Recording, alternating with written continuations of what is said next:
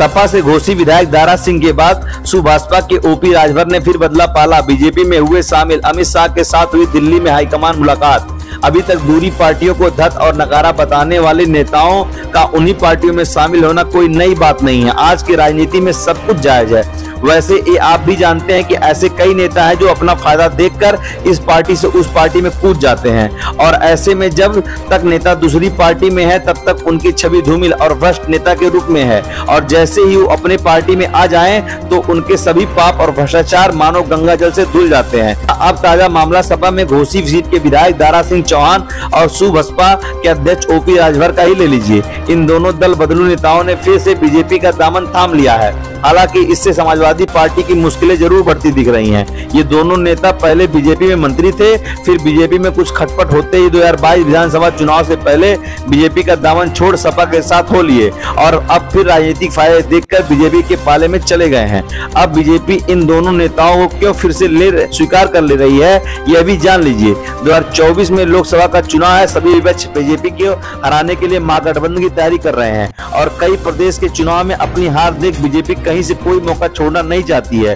वहीं यूपी की 80 सीटों पर बीजेपी अपना प्रचंड जीत हासिल करना चाहती है, और बीजेपी के आंतरिक सर्वे की रिपोर्ट के आधार पर मानना है कि दोनों चौहान और राजभर नेताओं के पास अच्छा खासा पिछड़ी जातियों का वोट बैंक है।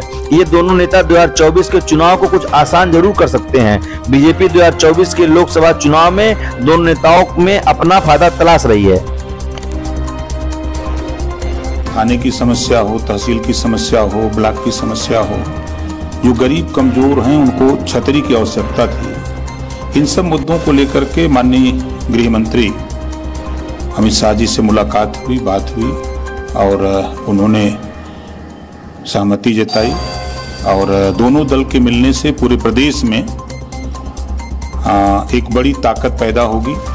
और जो लक्ष्य है देश के प्रधानमंत्री माननीय नरेंद्र मोदी जी का, कि गरीबों का उत्थान, कमजोरों का उत्थान, पिछड़े दलित अल्पसंख्यक का उत्थान, जो उनकी सोच है उस सोच को आगे बढ़ाने में बड़ी मदद मिलेगी। इस बात के लिए हम देश के प्रधानमंत्री माननीय नरेंद्र मोदी जी और देश के गृह मंत्री माननीय अमित शाह जी और उत्तर प्रदेश के मुख्यमंत्री योगी आदित्यनाथ जी को धन्यवाद देता हूं कि इस लड़ाई में हम लोगों को साथ उन्होंने लिया है।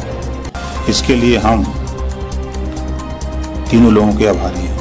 इसके साथ ही सर, आपने पहले ये बात कही थी कि सपा, बसपा, आरएलडी और कांग्रेस अगर सब एक साथ मिलकर आते हैं तो मैं भी उनके साथ जुड़ूंगा। भाई, मैं इंतजार कितने दिन करूंगा।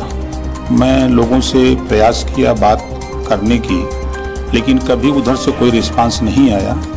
तो समाज हित में, देश हित में, गरीब कमजोर वंचित शोषितों के हित में जो लड़ाई हम लोग लड़ते हैं, चाहे वो महिलाओं की हो, नौजवानों की, किसानों की हो, गरीब की, असहाय की हो, तो उस लड़ाई को आगे बढ़ाने के लिए जो काम भारतीय जनता पार्टी माननीय देश के यशस्वी प्रधानमंत्री नरेंद्र मोदी जी के नेतृत्व में जो लड़ी जा रही है, माननीय गृह मंत्री अमित शाह जी, माननीय यूपी के मुख्यमंत्री योगी आदित्यनाथ जी के नेतृत्व में जो लड़ाई हो रही है, उस लड़ाई में हम लोगों ने कदम बढ़ाकर साथ चल करके इस लड़ाई को आगे बढ़ाने का प्रयास किया।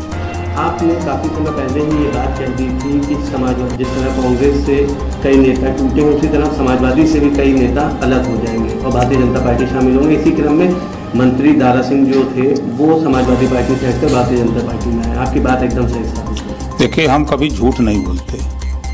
जो बात मैं कहता हूँ, डंकी की चोट पर सीना ठोक के कहता हूँ, वो आपके सामने रहा, और